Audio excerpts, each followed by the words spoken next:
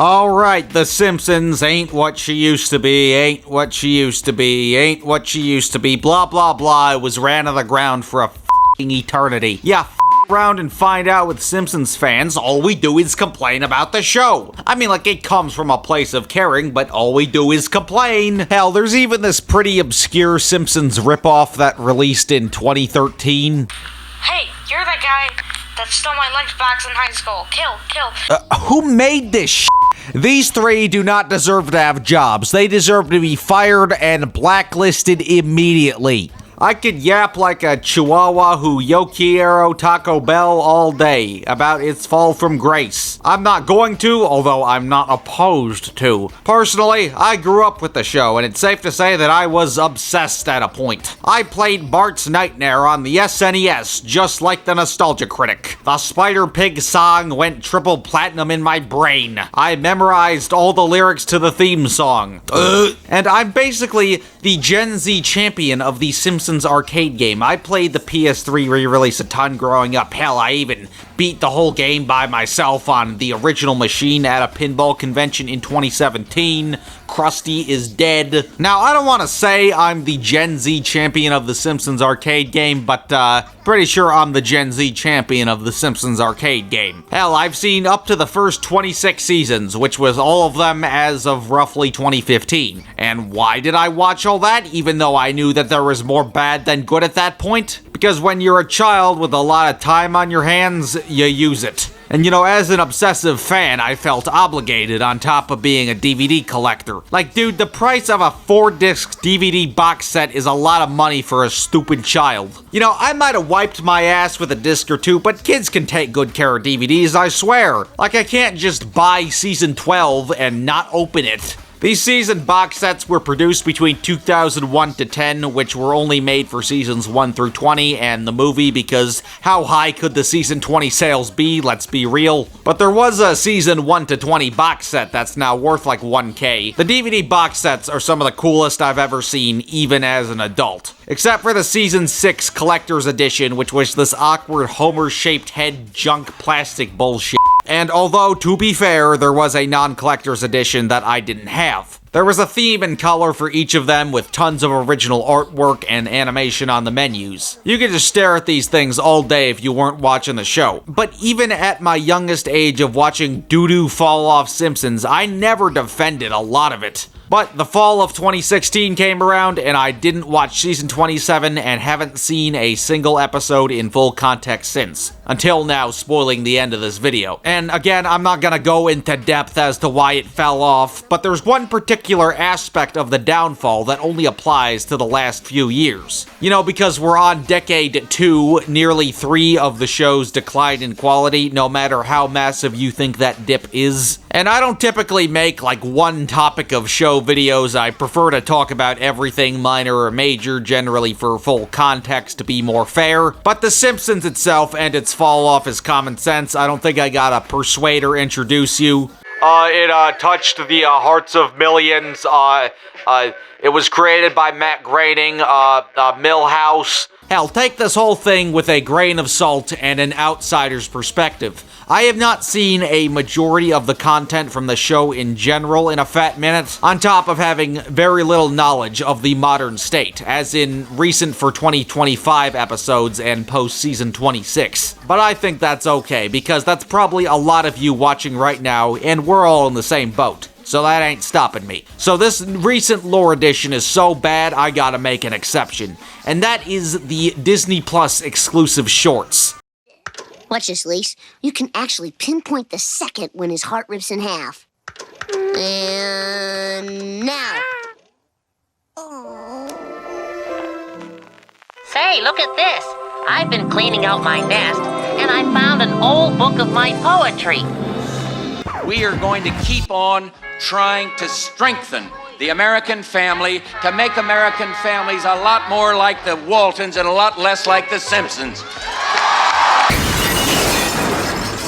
Now, with Disney's buyout of 20th Century Fox beginning in 2019 and fully being acquired in 2021, you figure they would have dragged The Simpsons out back and shot it. But nope, they only did that to Blue Sky. Keep in mind, there is a difference between Fox, the media company, and 20th Century Fox, the large subsidiary. Disney did not buy the Fox Corporation. They bought 20th Century Fox from the Fox Corporation. This could be attributed to two reasons. One, due to antitrust law in the United States, Disney does not actually own operational control of the Fox Live Broadcasting Network despite owning the Simpsons IP and other 20th Century Fox IPs, which were previously owned by the Fox Corporation. For years now, Fox has been programming shows that the whole family can enjoy.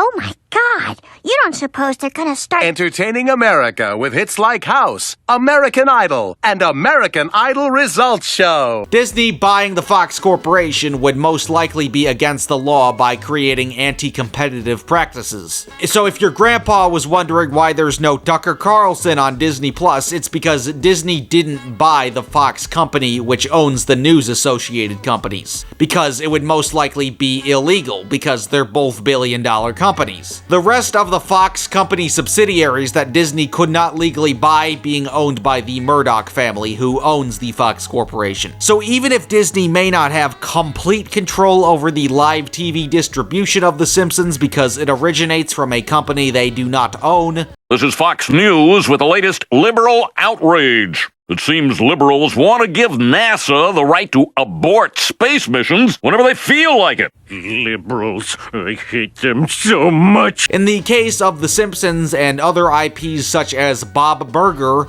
it really only affects the new episode premieres and syndication, which is a very inconsequential issue, especially in the age of streaming. However, The Simpsons brand Disney owns and they can absolutely embrace elsewhere. That's why 20th Century Fox shows are on Disney Plus a short time after their airing on Fox. And given the small number of people tuning into new episodes on live TV, it's hardly an issue for Disney. And I'm sure Disney could have some word in ending the show if it does ever happen, as the IP owners but not the primary distribution owners and series greenlighters. Because it's currently Fox greenlighting new episodes, not Disney, despite Disney owning the IP. But second, Disney has surprisingly become more open to edgier content as of recent. Now, this not that The Simpsons is that edgy for today's standards, I mean like it was at premiere being a TV-14, which of course Beavis and Butthead and South Park put to shame in terms of not being PG.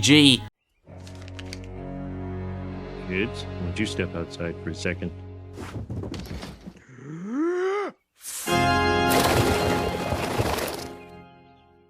Dear Lord, that's the loudest profanity I've ever heard. Meanwhile...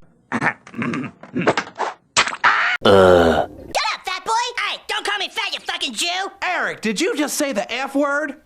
Jew? Later. Much obliged, dog. But Disney was okay with it. Like a lot of people thought that Deadpool, a typically R-rated character, would never be in the MCU, but he's too valuable to decline. I mean, like, Disney isn't dropping R-rated movies consistently or anything. But you know what's on my mind right now? It ain't the coffee in my kitchen. It's the dead... But they're down with Family Guy and more violent Marvel characters, etc. You know, not the edgiest of edgy. But oddly, this Disney buyout state of the show had been joked about in Season 10's When You Dish Upon a Star. This is because the writers clearly recognize Disney's often monopolistic practices and not because they're time travelers. Nerd! But as I've said before, launching Disney Plus in late 2019, it was the end of an era for Disney if you ask me, not just because it was the end of a decade. The 2010s for Disney were a time of a lot of dog but fiscal success. 2019 being Disney's best year financially, but one of their worst years content-wise. The 2020s has been mostly dog in its entirety, I can't name 10 acclaimed projects across the entire Disney company. In the past couple years, especially after 2019, their actions absolutely caught up to them and everyone is tired of this mass-manufactured garbage. Disney is absolutely an empire in decline as we speak, but who knows, maybe they'll be able to bounce up back again in the 2030s. If Disney wanted Simpsons fans money for Disney Plus, there would have to be new content to lure them in. Oh wait, the show has been continued to be ran to the ground by Fox, in which legally they have no word over, and if they did, it would probably still continue to be ran to the ground by Disney. Plus, the show already airs on a non-Disney TV channel, and new episodes are heavily syndicated on the subsidiary channel of Fox, FX. Now, part of the Disney Plus marketing was that every episode of The Simpsons was featured, even utilizing the characters, which they can legally do as it's not a part of distributing the debut of new episodes on live television. The only power the Fox Corporation has that Disney doesn't, which is something Hulu didn't have in the mid-2010s, hence to why I was buying DVDs and using very legal websites. Dude, 9-year-old me would have shit my pants if every episode was in one place all on a subscription fee that I wasn't paying. Gen Alpha and Beta Simpsons fans are gonna be coming up Milhouse, but let's be real, the biggest Simpsons fans probably have the content from the first 20 seasons physically, my dumbass included. How could you not have these sick-ass DVDs? And season 21 onward are still widely available on VOD, so there's no reason for you to pay a monthly fee just to watch The Simpsons, assuming fans would only buy a subscription for that. Further assuming you're seriously watching season 21. So Disney executive figured, what could we make that wasn't physically released previously, and wouldn't take time away from the main show in which we aren't in charge of its broadcast debuts? And additionally, wouldn't be costly because we're Disney and we love money. Well, shorts. Awful shorts that can eat my shorts and bite my shiny metal ass. Personally, I prefer to watch my animated sitcom shorts on X. Get out there and get into shape, boy. Yeah, Bart. Bart, What? move it. Now, The Simpsons are obviously no stranger to short-form content. Of course, they literally began as shorts on The Tracy Ullman Show. How could we forget the legendary Treehouse of Horrors, which were amazing until they weren't? I guess you could count the original stuff in the stupid-ass clip show episodes, as well as other anthologies, such as 22 short films about Springfield, one of the best episodes, memes aside. But I would like to shout out the season 12 episode Trilogy of Error, an episode that displays the day individually through Homer, Lisa, and Bart's perspective, each having a predicament that all ties together in one convenient package. It's kind of like the ending of Jackie Brown. If you want random gems from the show's history, then that's a pretty good place to start. That's probably my favorite post-Prime episode from memory, at least. Oh, and some other episodes in the chronology that could be considered experimental with its use of multiple plots, canon or not canon according to the wiki, that I either don't remember or didn't bother checking out. Oh, and the Do the Bartman music video, I guess that counts too. So if you don't factor in the context that the Disney Plus shorts were blatantly and specifically designed to increase subscribers without being full episodes because live TV legal bullshit, it really doesn't seem like anything worth getting mad over. Oh, why? They're just crappy 3-minute shorts. It's only a few minutes. It's not like a 3-hour special. It's not a new strategy. Why are you getting mad over this? Well, it's deeper, I swear. Well, another instance of Simpsons short-form content, which I personally consider to be a precursor of the horrors of the modern day, was the 2012 short The Longest Daycare, which was a short that played before Ice Age Continental Drift. I guess Blue Sky, being the Murdoch family's 20th Century Fox subsidiary, wanted to compete with Pixar's pre-movie shorts, being a sort of a homage to old-school Disney's sound-oriented shorts. Hell, they even go full Tom and Jerry with like the no heads on the adults besides the important characters. You know, because Maggie also doesn't speak, which is also convenient for a PG audience. It's a fun 5 minutes of an absurd day at Maggie's daycare, and was even Oscar nominated. It even features some 3D animation similar to the Simpsons movie, as it was designed for the big screen. So for a theatrical short, it actually feels pretty theatrical. And this wasn't the only theatrical pre-movie short. It sort of had a follow-up in Maggie Simpson, A Playdate with Destiny, that played before Onward, aka nobody's favorite or least favorite Pixar movie. Instead of old cartoon shorts, it's more of a homage to the tropes of old school Hollywood love stories, meaning that the Simpsons short form content that was made to rival Pixar's pre-movie shorts lived long enough to become the Pixar pre-movie short. The Pixar pre-movie shorts are no stranger to utilizing familiar IPs. Hell, it even opens with Disney welcomes The Simpsons, as that was a recent acquisition upon release in 2020. But I bet all 10 people that actually saw Onward around release, pretty close to the worldwide pandemic shutdowns, were shocked to see The Simpsons and not Olaf or Woody and Friends, but it could get their attention. They're The Simpsons. It was created by Matt Groening, Milhouse. Although Blue Sky shutdown wouldn't be announced until February of 2021, roughly 11 months after the release of Onward, part of me thinks that Disney planned for there to be no more Blue Sky movies. So maybe this short was intended for a Blue Sky project, but was shifted over to Onward as the acquisition was happening. So maybe this short was intended for another Blue Sky project such as Momoa or the Peanuts movie sequel or another canceled project. So they just kind of slapped it before the regularly scheduled Pixar pre-movie short. You know, given its release during the state of the acquisition of 20th Century Fox. But then again, this could have been in production as early as the acquisition in March of 2019, who knows. But they're The Simpsons, they can get your attention, including my dumbass, as I am the Gen Z champion of the Simpsons arcade game. So why not make more stuff adjacent to the longest daycare and Playdate with Destiny? Sounds like a great idea. Until you realize that these are Disney Plus shorts, not Pixar pre-movie shorts. Disney Plus's name on something is often a red flag. Not that the originals can't be good, but it's safe to say in terms of audience reception, the negative outweighs the positive. So where did it go wrong beyond Disney Plus? Well, the exploitative nature of only making shorts for subscription increases continues to the actual content, because there are two types of these shorts: Disney IP exploitation or celebrity exploitation. Yeah, I guess to embrace the Disney Plus aspect, they thought they should be crossovers. And in Disney's marketing, they hype these things up like the Peanuts specials circa the Nixon administration. Like, look at these promotional posters, they're hyping them up cinematically. They're shading everybody gangsta till that 2D animated character is heavily shaded. Like, say what you want about the Family Guy crossover, but at least there was a reason for Fox to hype it up.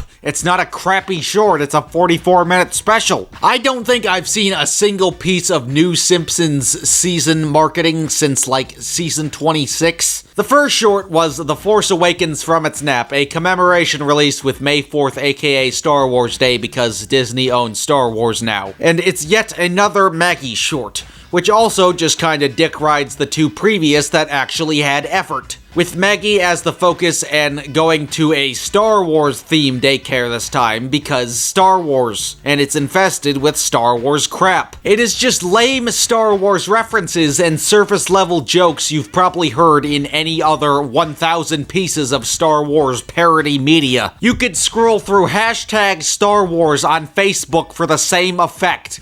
Oh, get it? A lightsaber is kind of like a knife, and you use a knife to make peanut butter and jelly, and he's making peanut butter and jelly with the lightsaber. I'm gonna use the jelly from my wrists on my next sandwich if they keep making this shit. The special also includes lots of Disney Star Wars, aka intergalactic corporate slop military conflict. Season 25's Treehouse of Horror couch gag actually has a ton of references over the span of 3 minutes, but these are actually clever jokes that parody the typical intro. So it's not like a ton of references couldn't work for jokes in a piece of short form content, but this ain't on the level of that. This horror couch gag was also directed by Del Toro himself. Pull it up on YouTube, it's a fun watch. I can't tell you anything about the actual episode, but it's a fun watch. Unlike this bullshit. The next short being The Good, the Bart, and the Loki, which is essentially the same thing as the previous, but with the MCU. The same applies to the quality. The plot involves Loki being banished from Asgard to Springfield. You know, Loki from the Marvel Cinematic Universe, who totally didn't have a spin-off show on Disney Plus that you could also watch if you paid the same fee, and definitely didn't release on the same day as the 5th episode of Season 1, aka the penultimate episode of Season 1, meaning that this specifically released just in time to get you hyped for the finale if you weren't watching it already, and I'm sure also sucks ass.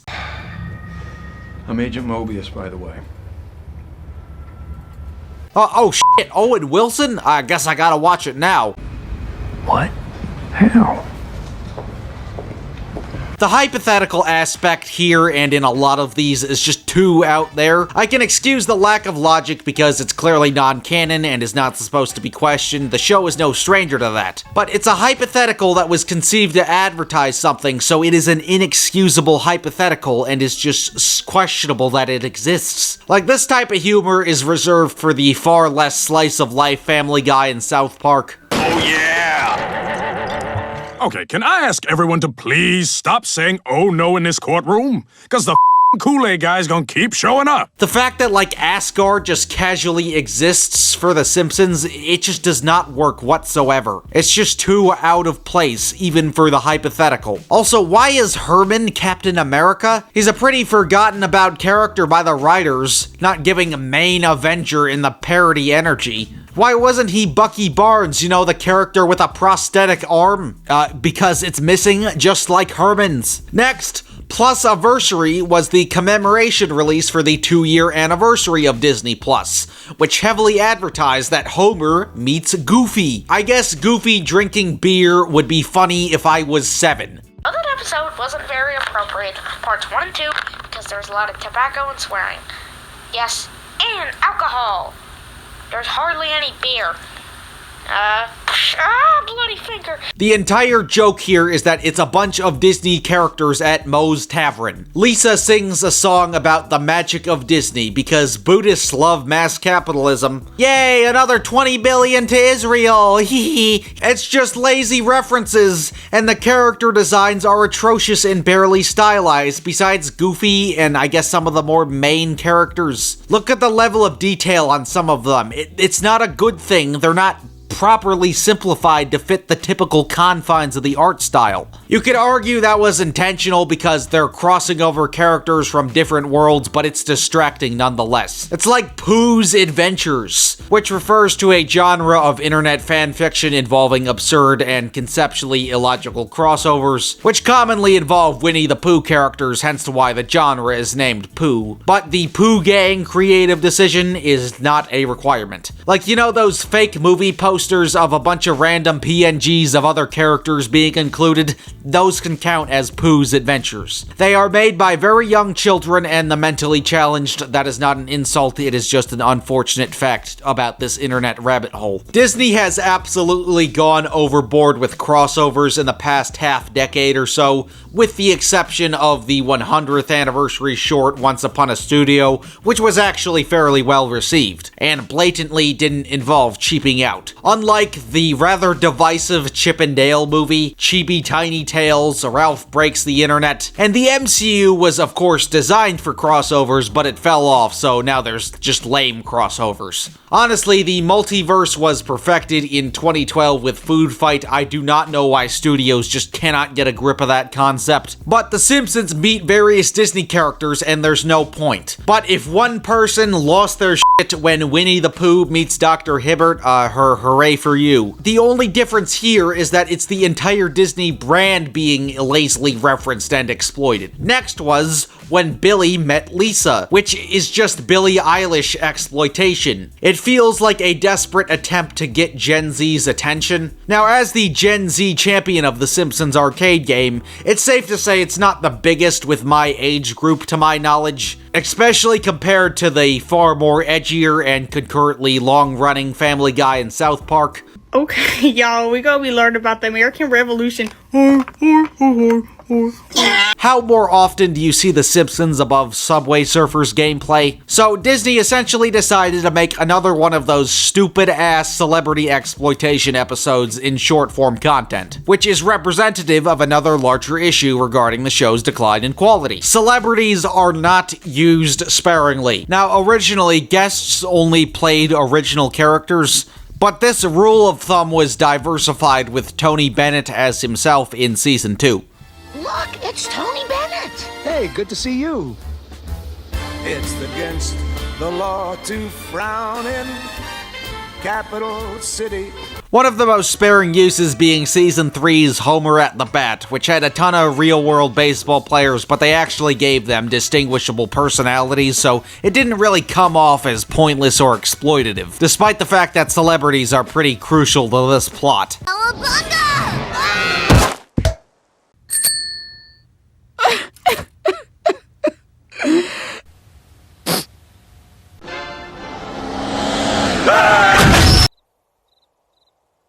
But it'll all be worth. This isn't funny. But as the plots worsened in general, so did this notable aspect. Fear not, Homer. I am your spirit guide. If the Johnny Cash Wolf episode came out today, it would be 22 minutes of applauding the dude, and not him being a wolf. South Park could get away with episodes built around celebrities because it never sucks them off. And the creators are pretty famously anti-Hollywood culture. Matt Damon! The only celebrity they dick ride is Brian Boitano, but for good reason. Did someone say my name? I'm Boitano. What incredible irony. Hey, it's my Boitano. Show me an episode that I haven't seen. Okay. I've seen the one where Marge goes... Gaga. Where Marge goes Gaga. Have you seen Homer Goes Gaga? Yeah, I've seen that one. Maggie Goes Gaga's coming out soon. Well, Homer rips his pubes out. Two of the most hated Simpsons episodes, according to the fandom, are Season 23's Lisa Goes Gaga. He said it! He said it! A Lady Gaga exploitation episode, and Season 26's The Musk Who Fell to Earth, an Elon Musk exploitation episode, which has nothing to do with any of his divisive political activism or business decisions as of recent. There isn't really any standard plot for it. It feels like it's just the Simpsons writers in blind awe of having Elon Musk in the studio. Elon Musk is a very bland voice actor. It was just a hated episode from what I can remember as a fan in the mid-2010s, far before today. If anything, oddly, the Lady Gaga exploitation is far more hated today, despite Elon Musk being the more divisive public figure today. Thank God for Elon Musk and his shitpost memes. These two episodes can be seen on both Phantom Striders and WatchMojo's Top 10 Worst Simpsons episodes that were also mean to Whitey and on crack. Everybody gangsta till Dark Strider reveals the #1 most abysmal episode. Then Ned Flanders talks to Lady Gaga. It's totally pointless. Moving on. That's how you know it's hated by fans. That was the cartoon YouTuber death penalty in 2016. Not that I've seen it in 10 years, but yeah, Lisa Goes Gaga is just obnoxious pop star dick riding. I wanna take a ride on a disco stick. To explain exactly what a disco stick is. When Billy Met Lisa is just Lisa Goes Gaga light. And then Billie Eilish talks to Flanders. It's pointless. But the worst part is, it tries to portray Homer as like some sort of deadbeat. My parents really support me in my career. Is your dad supportive of you? If you give him enough beer and a pair of earplugs and then tell him that he can be in another room, no. Like, what are you talking about? Yeah, he's got a fucking crayon in his brain, but he bought her the fucking saxophone to begin with, you dumb bitch. Would you like an inscription, sir? Yeah. To Lisa. Never forget your daddy love. Don't! He cares about his family at the end of the day. Mom yelled at you. Did not. Did too. You know, Maggie, the sooner kids talk, the sooner they talk back. I hope you never say a word. It retcons basic character attributes to exploit a celebrity. And what's the resolution? Lisa no longer has depression that she contextually shouldn't have. Also kind of just rehashing the classic moaning Lisa without substance. In fact, Eilish seemingly cures everybody's problem in the entirety of Springfield. No wonder President Joe Mama invited her to the White House. If I'm elected president, you're going to see the single most important thing that changes in America is we're going to cure cancer. She has the ability to cure cancer according to this piece of shit. Look, I know we all want satin on our panties, but like, Billy agreeing to this is just utter sellout behavior. You could not read this script in good faith and not find it exploitative. You know what? I gotta thank Billy. And when I see that cracker, I'ma thank her. I'ma buy the album. I'ma download that motherfucker. I'ma shoot a bootlegger. That's how good I feel about this cracker. Eilish does hum and scat a rendition of the Simpsons theme, which brings up the question, why wasn't this just a couch gag, which sometimes alter the theme song? Wake up in the morning feeling like pizza. I guess the fact that the musician sings is really the only reason to watch it. It is kinda like a show-exclusive song of hers. It doesn't have a single or album release, probably because they didn't want to make the rendition free on streaming, so you'd have to buy a Disney Plus subscription. But it's only like 50 seconds, and 50 seconds is more than enough time for this exploitative garbage. Next was Welcome to the Club. Loki comes back just in time for season 2 of his show and impersonates Bart. And Loki and Lisa go to a castle and meet various Disney villains. This one feels like it's pandering to Disney adults who think they're edgy. Yeah, my favorite character is Cruella de Vil. Not f***ing Belle from Beauty and the Beast.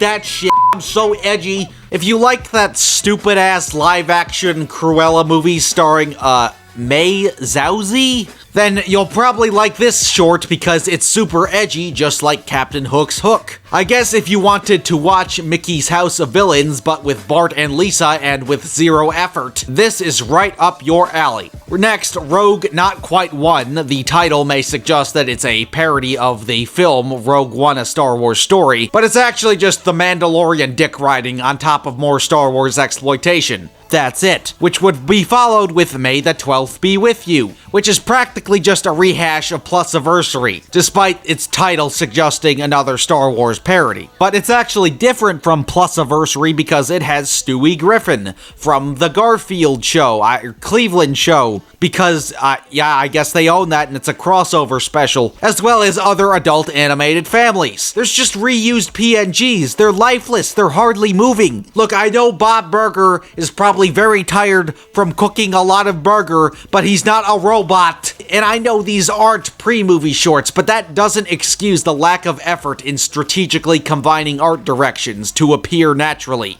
This is deviant art level precision unironically. The fact that they didn't go through the effort to stylize the designs appropriately because these characters hardly do anything for more than 5 seconds just makes it more exploitative of the iconography and even more insulting. Next was The Simpsons Meet the Bushellis in Feliz Navidad. Okay, who the f*** are the Bushellis and why did they want satin on their panties by agreeing to this shit? Andrea Bocelli? Who the hell's that? You can't hurt my feelings if I'm in on the joke! Andrea Bocelli is a renowned Italian tenor, aka the highest voiced one in a choir. I probably butchered his name. I didn't remember it because he didn't do anything memorable in this special. That's not his name, dude. I'm never wrong! Alright. And I guess his family are also pop stars. Nepotism, fantastic. And then the Bushellis talk to Flanders. It's Look, I understand Billie Eilish taint slurping. She's a white girl pop star cool with the kids. But why'd they choose the Bushellis? They don't really seem exploitable to me. Which brings up the question, why do they make a short exploiting them? If anything, they should have traveled to Vagina and met the Falcones. Well, it was a commemoration release to the Bushelli's Family Christmas album. The two families link up and they sing the Despacito Christmas special. In roughly the same amount of time, you could listen to the Feliz Navidad cover on the Aqua Teen Hunger Force's Have Yourself a Meaty Little Christmas album. And next, but the most recent short is, It's the Most Wonderful Time of the Year.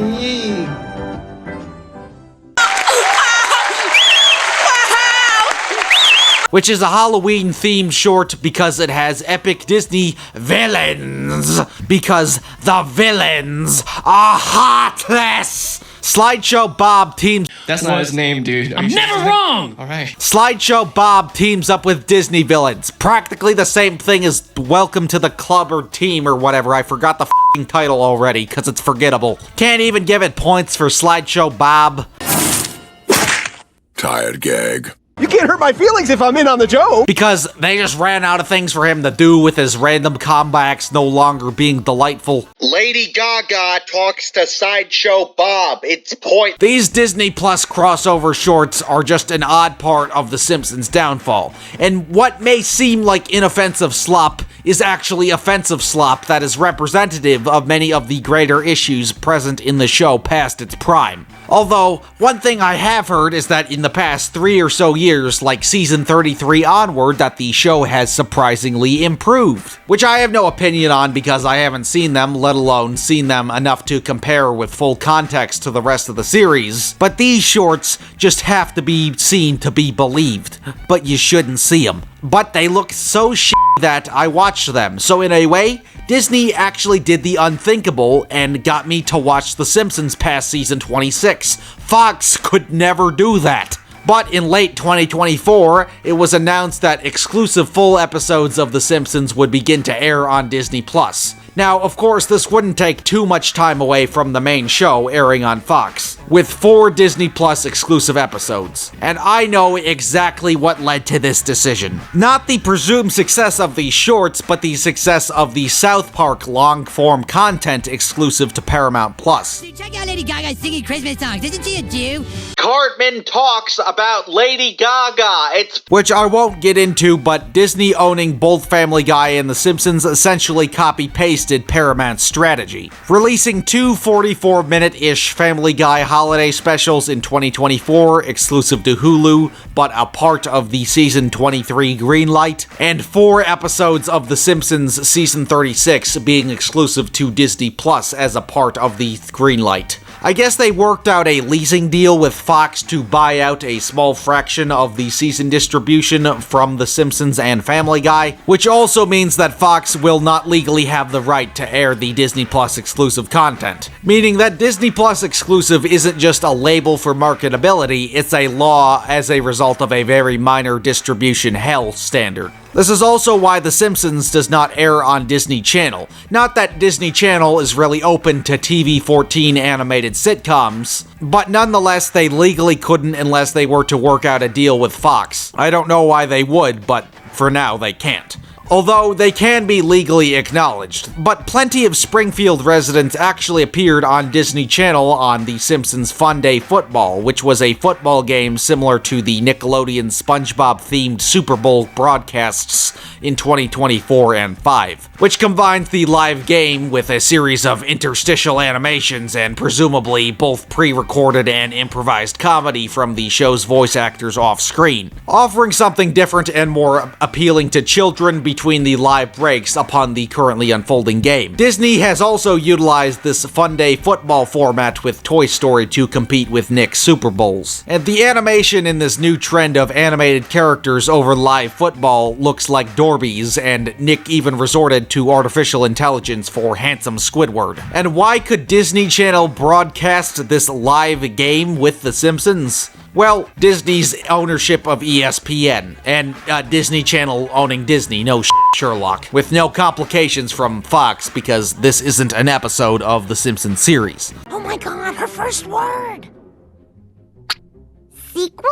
There's been rumors and speculations of a Simpsons movie 2 for years, and it's safe to say that if it does ever happen, it would most likely be a Disney Plus exclusive given the current state of the franchise and theaters. And Fox would have next to nothing to do with it beyond mandatory legal recognition. Although many people have asked for it for a format for a true series finale, so that may ever be the only way we'll ever get a sequel. Not that we really need one if you ask me. Hell, if you really want to feel old, we are, as of writing, roughly as far away as the Simpsons movie was to the first episode in today, with about an 18-year release gap each. I'm the mascot of an evil corporation. So in 2024 and 5, Disney is exclusively distributing a small fraction of new Simpsons releases. And this may become a future standard. I guess it's all up to Disney and not Fox here. Thankfully, this negotiation did not hugely inflate the episode count for the season, and hopefully didn't create too much extra work for the team, because I am sure they're overworked and paid like shit already. So I decided to give these Disney Plus exclusive episodes a chance, meaning that I had to delay this episode twice. Fantastic.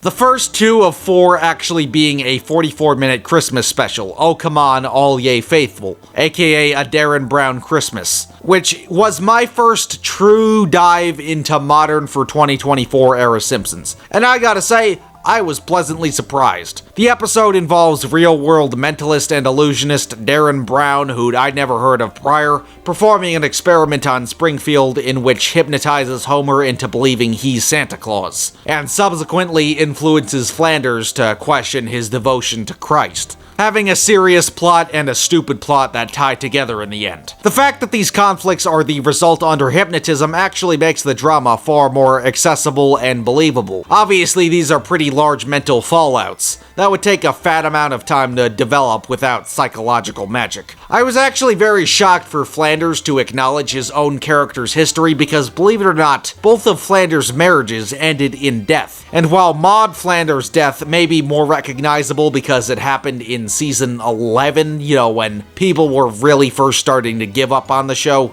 and was the result of pay disputes between Fox and her voice actress Maggie Roswell. But many people don't know that Edna Krabappel and Ned Flanders actually married in season 23, which is like the only permanent marriage between 2 pre-established characters not designed in love, unlike, say, Selma's marriages to Slideshow Bob and Troy McClure. Most people could recognize these characters easily, but wouldn't know of their permanent relationship continuity. If I was referring to her as Edna Flanders, you'd have no idea who I was talking about. Also, who put this on her Wikipedia?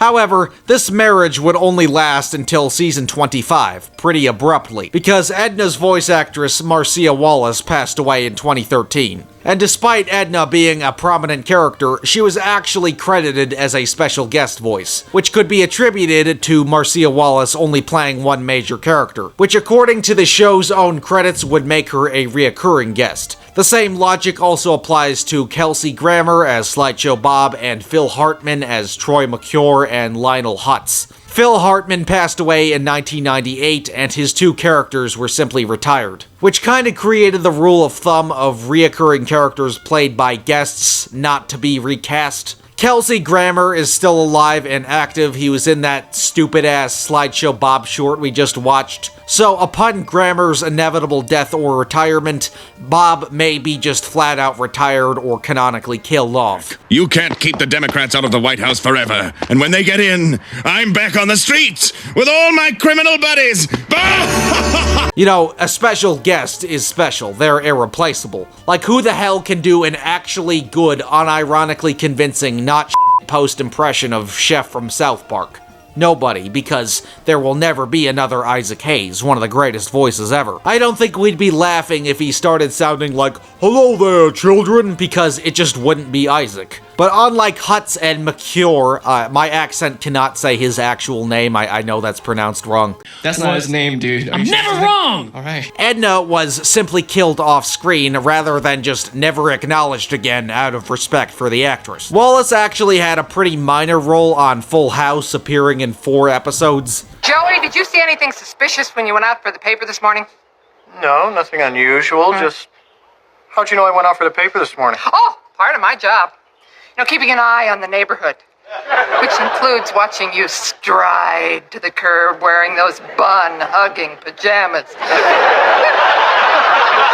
But I remember seeing her appearances as a kid and recognizing her distinctive voice, despite not knowing what she looked like because I was born when W. Bush was in office, and that's not a TV face I'd know. Truly an irreplaceable voice actress here. So due to 2 conflicts in the real world, Flanders has been widowed twice, and this special actually took this unfortunate trivia piece and contributed to character drama in universe. It's a very minor detail, but was something I absolutely did not expect the show to do, and we get to see Flanders' life briefly without his defining religious rules of thumb, which also features some logical character pairings to resolve the conflict, with obvious atheist and scientist Professor Frink and Marge, who we've seen actually been shown to take religion seriously, unlike the majority of Springfield citizens seated at the altar. Darren Brown actually also does a fine job as himself. He's purposeful and not questionably inserted, unlike the sellout Billie Eilish and Beyoncé's.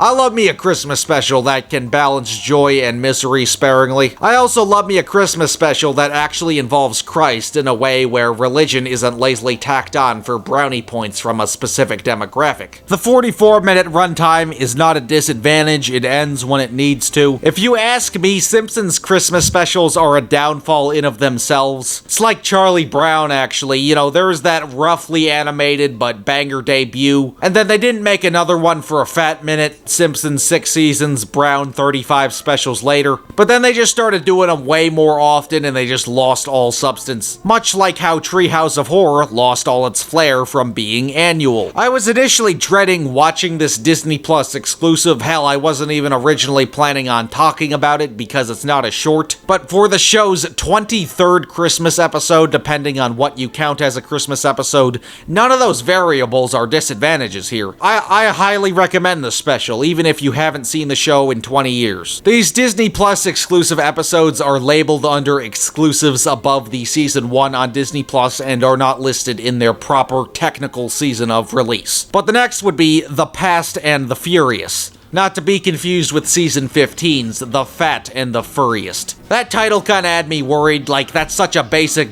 pun. But this is another non-canon hypothetical, much like the shorts, and is actually a pretty decent episode overall, involving an environmentally devastated Springfield with Lisa resorting to time travel to prevent the present. Mr. Burns, who was responsible for this predicament, also uses the technology, so it truly becomes a battle of the influence of the past to not affect the present. It actually reminds me of Brick Like Me, aka the Lego episode, hopping between a hypothetical alternate reality and the present, even if the 1920s stuff here is an alternate reality with a hypothetical. Lisa assuming the role of Edith, a new ancestor created for the episode. Lisa discovering Mr. Burns' background as Monty B, a jazz vocalist and tap dancer. And something I wasn't additionally expecting was Joseph Gordon-Levitt as the voice of Monty B. Like they actually took extra effort to make him sound younger and giving him a more appealing singing voice, which is a reasonably used guest star. And while the music is brief and not too essential, it's a fun touch too. Like if you're gonna do a 1920s episode, you better throw some jazz into the mix. But not just Burns' comical age made him a fitting pick for the vocalist character, because he has sung along the lines of the Great American Songbook prior,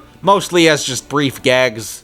Let's all go to the lobby, let's all go to the lobby. Let's all go to the lobby, get ourselves some snacks. But the most notable Burns musical instance would be the number High to Be Loathed from season 24. And not because it's a classic episode, but because the number is a meme. Stalin, Megatron, Eric Cartman, Donkey Kong. Replacing the various fictional villains referenced throughout the song with anything for comedic effect. Baby, Bluey, Ohio, Bowser Fart, Pepino. Hell, I wouldn't be surprised if this meme influenced the team for more Burns jazz numbers. And thankfully, it didn't turn into the same Lisa environmentalist slop that's been rehashed 1,000 times. After the show's prime, Lisa had the tendency to be very unlikable as an activist, but that is not an issue here. One thing that it isn't is a Mr. Burns serious backstory episode, not that that's a bad thing, but Mr. Burns' upbringing is actually kind of a running gag in of itself, just having a ton of random flashbacks and past life references countless times throughout the series. Older brother was trampled by a horse. My sister died of a poisoned potato. My twin was shot. That girl was stabbed. He ate another poisoned potato. Spontaneous combustion. Making it safe to assume that a rough upbringing in general made him despicable on top of his nuclear fortune. So it's not solely a backstory, but it still provides an explanation for what made Burns evil. It does its job. It's weaker than the previous, and it's obviously an out there hypothetical. but it does its job.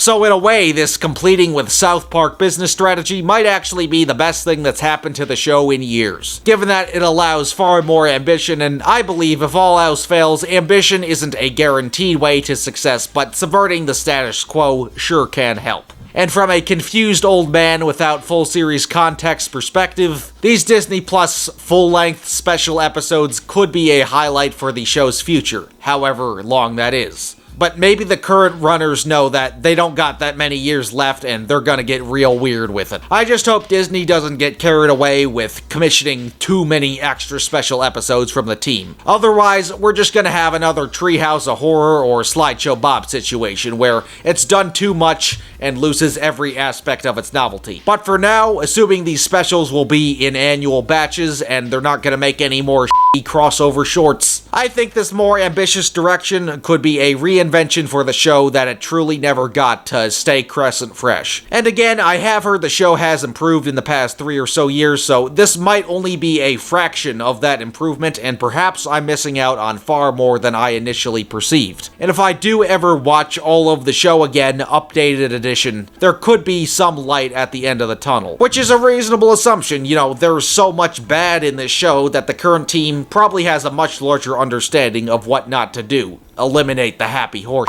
shit.